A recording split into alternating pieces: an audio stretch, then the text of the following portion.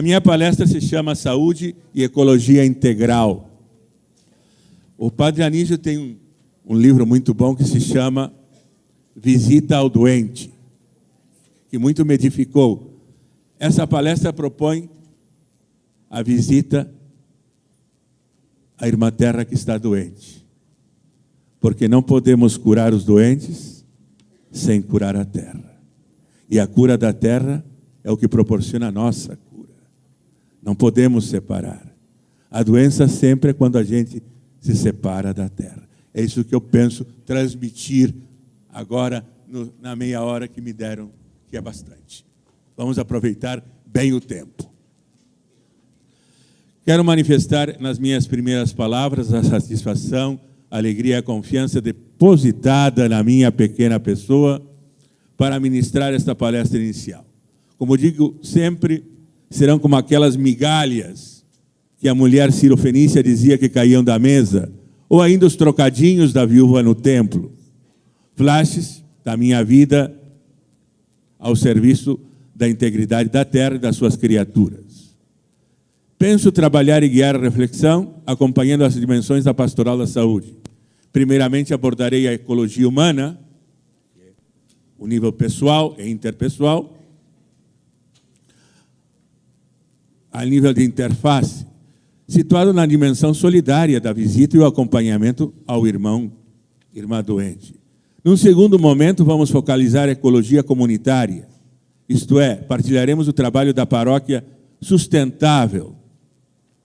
Tem um livro muito interessante que surgiu agora, a Paróquia Verde, a serviço da vida e da criação, desenvolvendo a segunda dimensão, a que situa a pastoral da saúde nas comunidades eclesiais e suas atividades em defesa da saúde das pessoas, numa pedagogia preventiva e de conscientização. Quanta coisa boa se fez nesses 30 anos. Apresentando a terceira dimensão da pastoral da saúde, vamos considerar as políticas públicas, socioambientais, que trazem no seu bojo o incremento da saúde pública, foco deste nível sociopolítico institucional que tenciona construir um novo paradigma de gestão e atendimento do povo, não mais hospitalocêntrico, mas de promoção de cidades saudáveis, com estruturas biossustentáveis. É dizer, neste ponto, a gente vai trabalhar também, graças a Deus, um ponto é o saneamento básico. Vai ser abordado também nessas palestras. Finalmente, propomos os eixos articuladores da Laudato Si, número 16. Quem quiser saber os eixos que transpassam e são transversais à Laudato Si, eu vou dizer agora. Primeiro, os pobres e a fragilidade do planeta.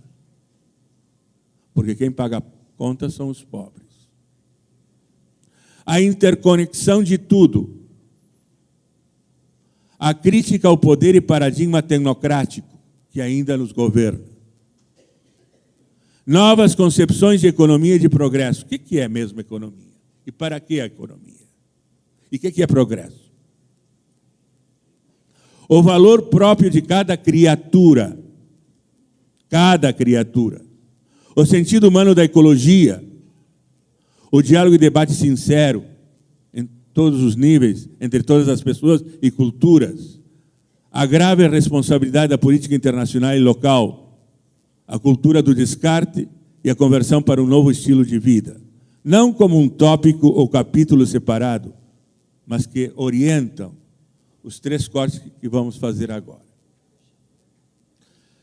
Primeiro, ecologia humana e saúde integral. Vejam que também são os três níveis da CNBB quando planeja: pessoa, comunidade, sociedade. Na encíclica Caritas in Veritate, o Papa Bento XVI, emérito agora, afirma que da maneira que tratamos nosso corpo, trataremos o meio ambiente e vice-versa. É muito iluminada esta frase. Como nós tratamos o nosso corpo, nós tratamos o meio ambiente. Na verdade, o meio ambiente e a terra são continuidade e ampliação do nosso corpo. São os nossos pulmões. Não há conexão O microcosmos, que é a pessoa humana, está vitalmente integrado ao macrocosmos. Não só cuidamos da terra, mas somos terra. A palavra humildade vem de humus, que é terra.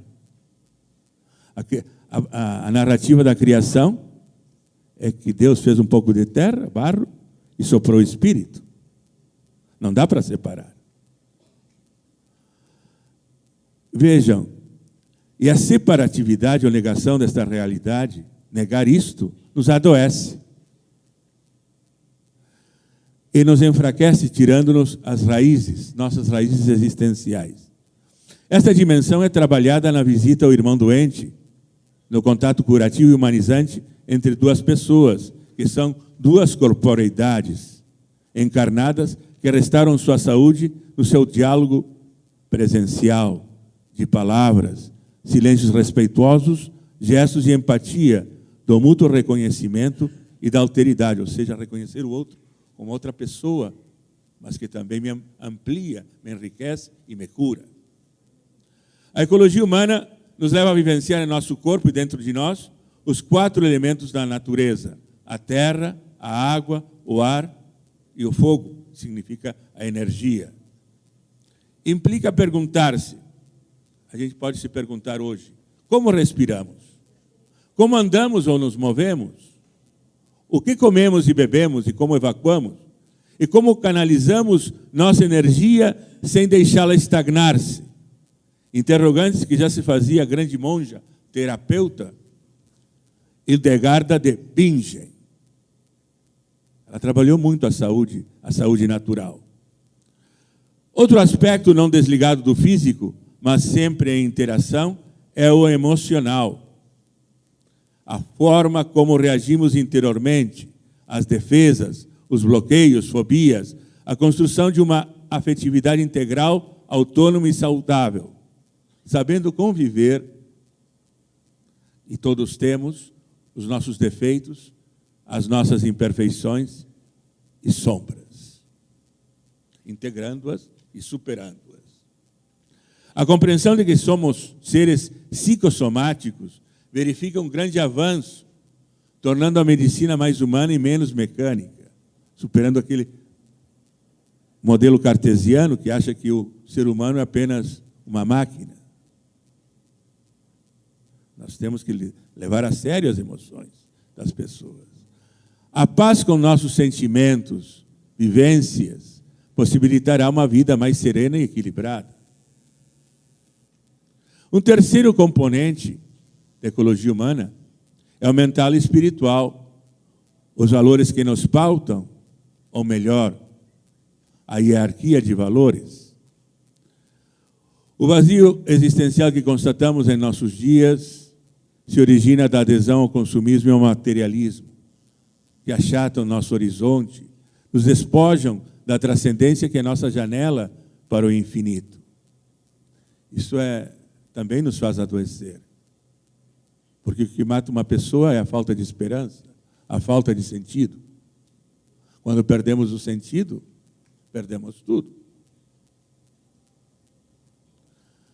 Uma ecologia humana integral assume essas 3 interfaces, gerando ou contribuindo, como afirmou muito bem o Dr. Jeff Levin, que é judeu, mas que é um catedrático de Harvard, o modelo de uma medicina teopsicossomática, que vê parte da pessoa humana inteira.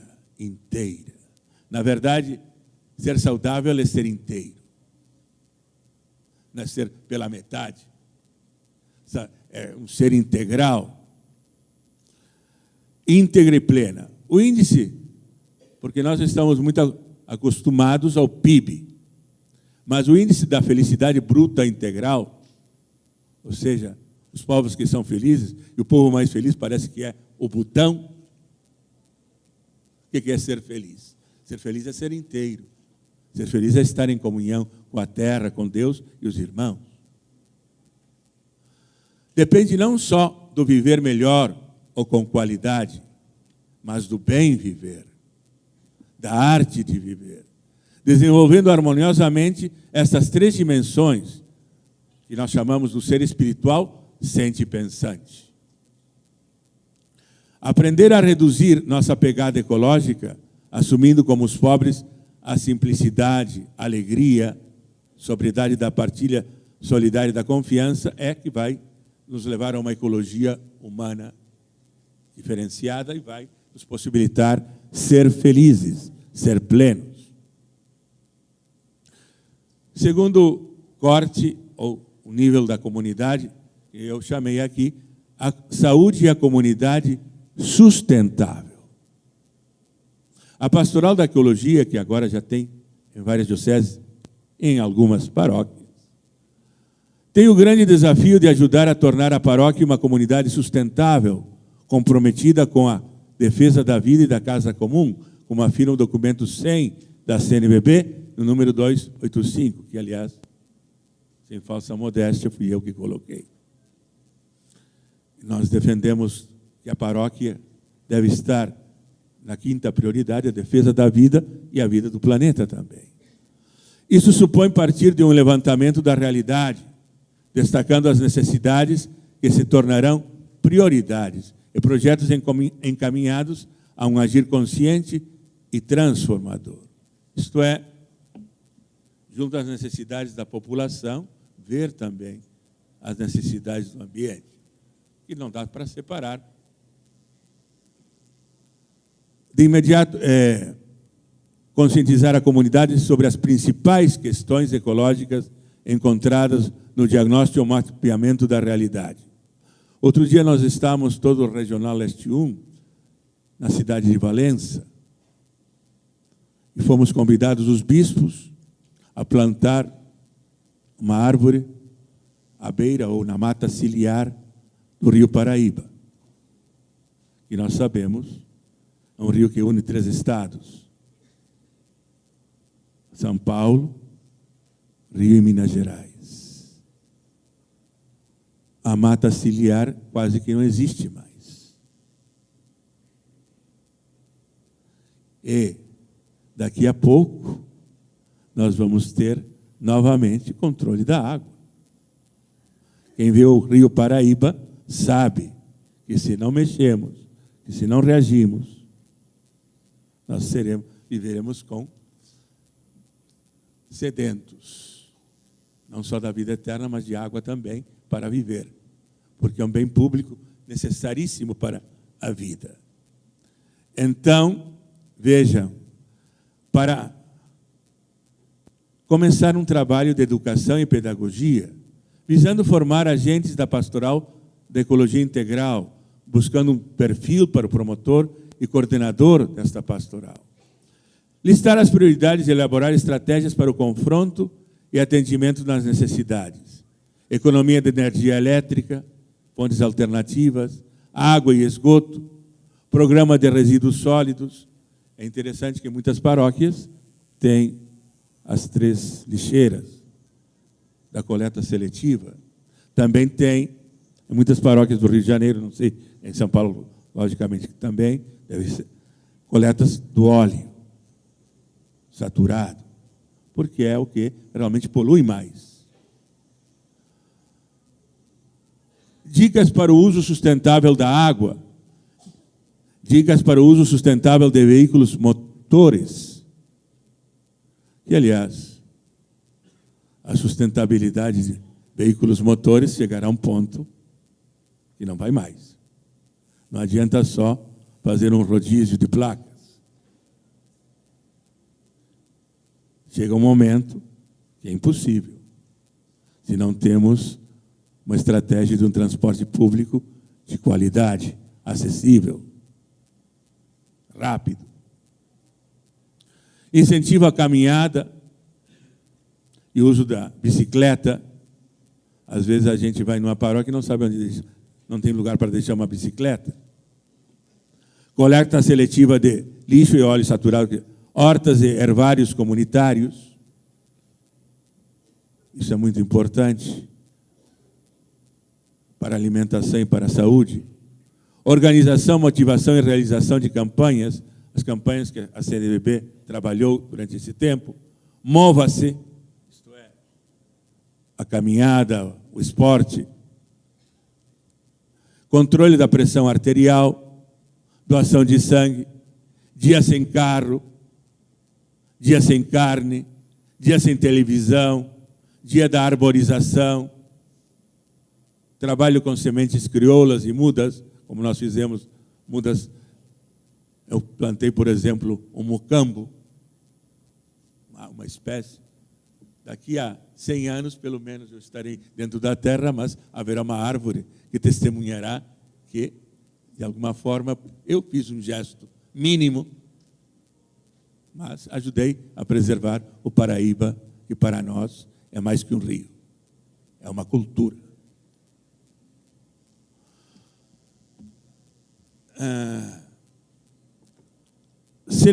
Ainda, Dia da Bênção das Criaturas, Dia Mundial de Oração pela Criação, é o 2º ano.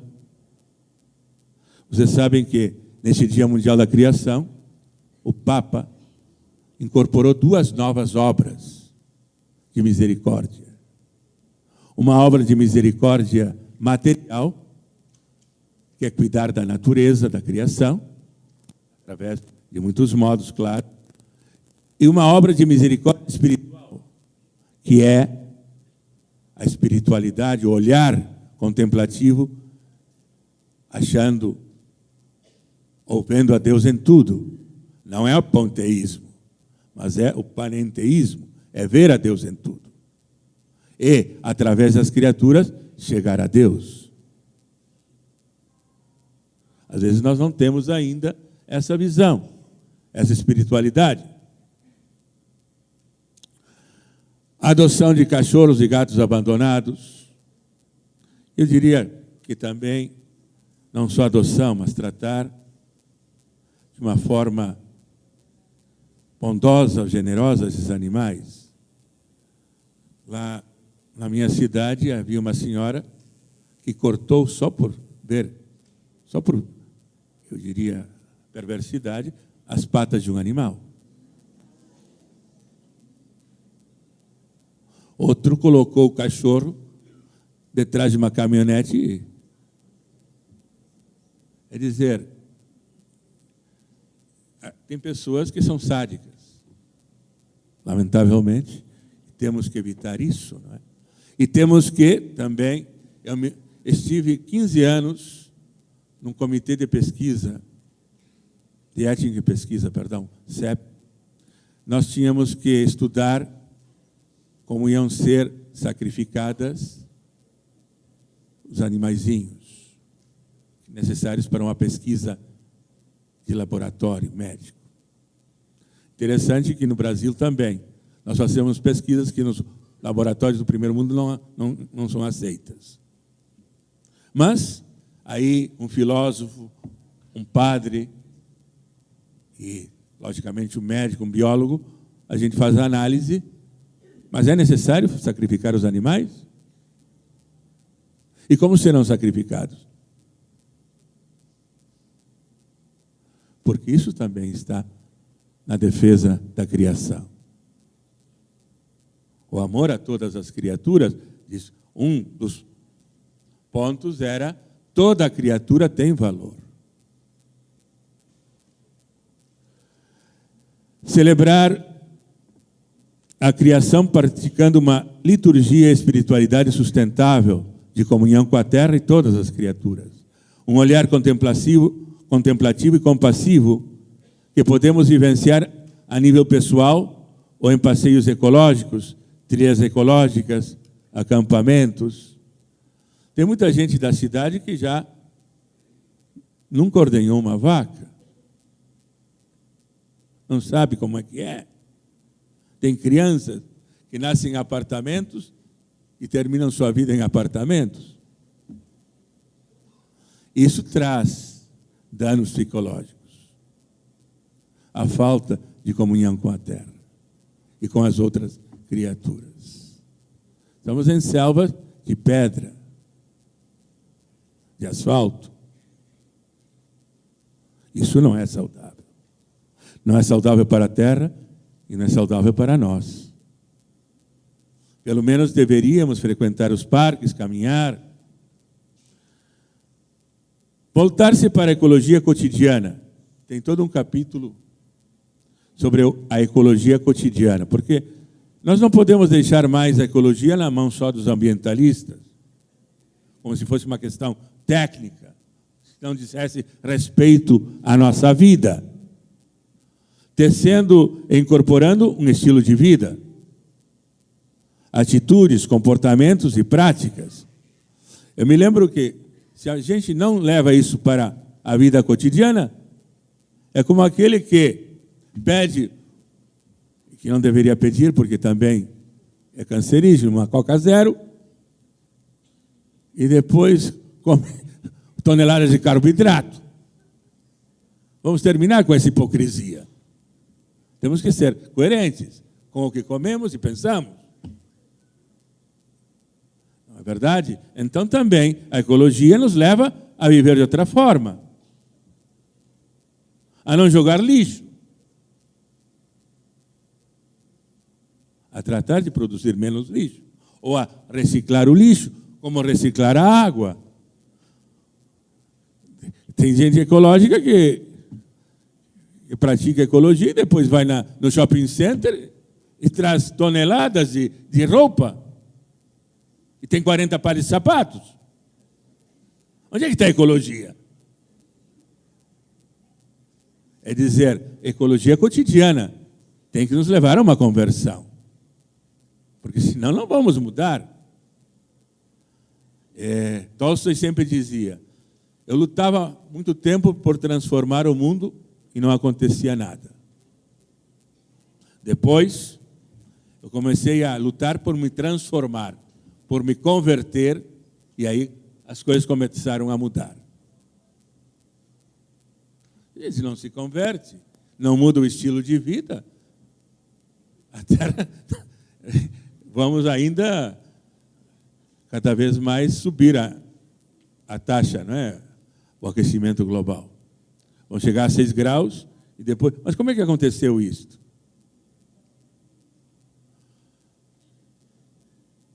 A ecologia também, uma novidade que o Papa Francisco coloca muito bem, e que também podemos e devemos fazer em nossas comunidades, é a ecologia cultural. Ao preservar a cultura é ecologia também, é ambiência também. Preservar a memória é ecologia. A memória e história popular que deve ser preservada, danças, rituais, vestidos, até paramentos, que nos ajudam a ter uma visão histórica e contextualizada de um ambiente em que nascemos, crescemos ou moramos. Isso ajuda a viver. Isso dá sentido, traz esperança. É fundamental resgatar as narrativas e tradições dos povos quilombolas, ribeirinhos, pescadores, ciganos, e tantas etnias que nós temos muitas vezes preconceitos. Aquela historinha que o cigano rouba criancinhas. Há várias. E temos que superar isso. É conhecendo as histórias. Olha, o quanto eu gostei em São Paulo de conhecer a comunidade nipônica dos japoneses. Quanto me enriqueceu conhecer essa cultura. Eu tenho priorado lá em Campos de São Miguel, que tem 3 objetivos. Promover a solidariedade efetiva com os cristãos que estão sendo perseguidos no Oriente Médio, 100 milhões, que ninguém fala muito disso. Segundo, acolher os refugiados de lá, que são muitos que estão vindo ao Brasil, sírios, libaneses. E terceiro, um diálogo com os irmãos muçulmanos que querem a paz. E são muitos. E são mais de 80%. Porque nós agora estamos criando uma intolerância a respeito a eles, até pode ser justificada pelo Estado Islâmico, mas devemos distinguir bem. Uma coisa é o islamismo, isto é, Estado Islâmico, proposta política de dominação, que devemos rejeitar, evidente. Agora, a religião muçulmana é outra. a verdadeira. Então temos que dialogar, porque a terra será salvada por todos. Vai ser preservada por todos. Valorizar os prédios, praças e monumentos que dão colorido e alma à cidade e ao bairro. O bairro é nosso habitat. Aqui, neste bairro, a gente ainda vê, mas a gente chega no centro, em Brasília, é uma cidade que parece fria, sem alma. Então, a importância de entender isto como ecologia também. O Papa Francisco coloca isso é ecologia porque nos dá vida. É vida. Dá vida a uma cidade. Não é tudo impessoal. Vejam que um dos males da globalização tem coisas boas, mas é a cultura do nenhum lugar. A gente chega a qualquer aeroporto, tudo é igual. Então, as mesmas lojas estão aqui. Vamos. Então, vai se desnaturalizando, vai se perdendo o local, o sabor do tempero local. O agente da Pastoral da Saúde constitui um verdadeiro animador e promotor de comunidades eclesiais sustentáveis ao serviço da defesa da vida, da ecologia integral e da plenitude e inteireza das pessoas.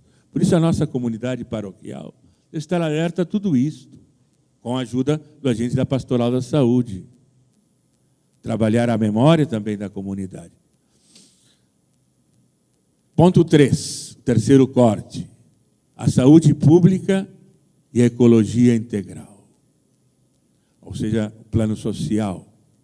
Nesse terceiro plano de atuação da Pastoral da Saúde, focalizaremos as políticas públicas e as linhas de ação que vinculam a defesa da saúde pública com a justiça ambiental e a promoção da ecologia integral, como está expresso e formulado, não sei se vocês já tiveram acesso à 15ª Conferência Pastoral da Saúde, no ponto 5º, gestão e atendimento à saúde, está o ponto 5, 3, 6, ou a tese 5, 3, 6, que fala justiça ambiental e promoção, saúde pública, justiça ambiental e ecologia. Vincula, amarra essa tese 536 da Conferência Nacional da Saúde, a última, 15ª. Ao tratar do assunto, ou do capítulo referente à gestão pública da saúde. Neste ano, vocês sabem, a campanha da Fraternidade Ecumênica assumiu o tema do cuidado da casa comum e priorizou como objetivo o implemento universal do saneamento básico, como estratégia e condição do desenvolvimento sustentável e do direito a ser e viver numa cidade. Não é algo que a gente possa se dar o luxo, não precisamos. O que é saneamento básico? Só esgoto? Esta prioridade amarra várias questões conexas. É muito mais abrangente do que a gente pensa. A gestão das águas pluviais e o seu tratamento, o desafio dos resíduos sólidos, a reciclagem do lixo e o esgoto, exigindo aterros sanitários, deixando definitivamente para trás os lixões, tão comuns ainda em nossas cidades. Claro, São Paulo não deve ter lixões, é óbvio, mas em outras cidades, inclusive do estado de São Paulo, não é tão assim. Mas no Rio de Janeiro, temos cidades que realmente ainda não têm aterro sanitário como deveria ter, nesta abrangência. Por isso, a campanha da fraternidade e uma política pública é universalizar o saneamento básico. O próprio conceito de saneamento básico implica uma diretriz fundamental de saúde pública que incide decididamente na prevenção das epidemias que afetaram e ceifaram o nosso povo ultimamente, conhecidas esses três nomes. Dengue, no Rio de Janeiro, muito conhecida, mas aqui também, do chikungunya e da zika, que tanto prejudicam a saúde infantil. Junto à demanda do saneamento básico, implementaram o plano de resíduos sólidos, o plano diretor da cidade e o seu desenvolvimento sustentável, para onde vamos. Vejam que este ano, e aqui faço um link e uma digressão, seremos chamados a dar um voto dia 2 de outubro. Um aspecto que a Pastoral da Saúde considera importante, tanto para o prefeito como para o vereador, é realmente o conceito que ele tem de saneamento básico. Qual é a perspectiva que ele tem, o conceito de desenvolvimento sustentável? Qual é o plano de resíduos sólidos? O tratamento das águas, dos rios? Ou vamos dar o voto assim, pela simpatia? Nós temos um compromisso com a saúde, com o doente e a saúde pública. Essa é uma questão de saúde pública vital para as nossas cidades. Vital para o futuro das gerações que virão. Ainda, outra política pública a ser construída na linha de um novo paradigma para a saúde é a substituição progressiva, não é eliminação, seria uma barbaridade, do atual sistema hospitalocêntrico por uma visão mais integral e ambiental de saúde, que nos leva tanto à prevenção como à comunhão e harmonia com a Mãe Terra e as suas criaturas.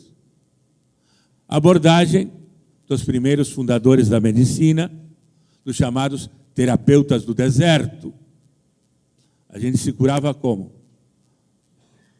Integrando os elementos vitais da natureza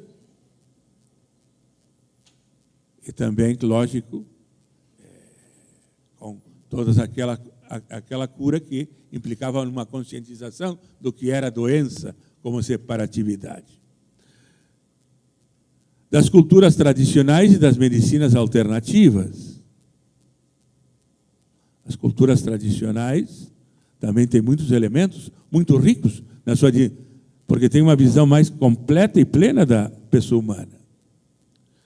Aliás, dentro desta perspectiva, será importante valorizar os animais como aliados de terapias restaurativas, como no caso da equinoterapia. Vocês sabem que as APAES já conseguiram como direito usar esta terapia, porque trabalha muito bem aqueles que têm síndrome de Down, outras equivalentes, como também o autismo, doenças mentais também. E ainda a saúde e os direitos dos animais definidos pela Unesco em 1986 incidem na saúde e desenvolvimento humano, pois as zoonoses, quando não tratadas ou prevenidas, afetam as doenças humanas. Aqui tem um hospital veterinário em São Paulo. No Rio não existe. Na maioria dos estados não existe. Existem lugares, mas hospital, com tudo que tem, o equipamento não existe. Mas ainda não é uma razão de usá-los. O relacionamento com os animais nos torna mais empáticos e compassivos, capazes de entender todo o sofrimento. Capazes de entender todo o sofrimento. A própria noção de cura e da disciplina médica precisa ser ampliada e espraiar os horizontes, como vimos na primeira dimensão, assumindo uma antropologia integral que trabalhe esses três níveis, o corporal, o mental e o espiritual. A luta pela integridade do planeta pela preservação das águas, montanhas e florestas, bem como a necessidade de reduzir e controlar as mudanças climáticas, diminuindo o fator antrópico, ou seja, nossa intervenção no aquecimento global, permitirá uma vida mais equilibrada e saudável, pois quando o meio ambiente está doente, a terra em exaustão e em processo de degradação, ninguém fica isento de adoecer ou somatizar esses ecocídios e violências contra a criação. Não pensem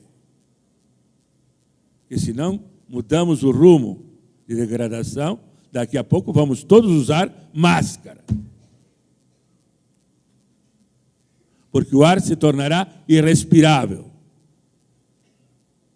Temos Cubatão como exemplo. Camada de ozônio. Então, é urgente, pessoal. Se queremos saúde, também lutar por outro paradigma que não seja o tecnocrático.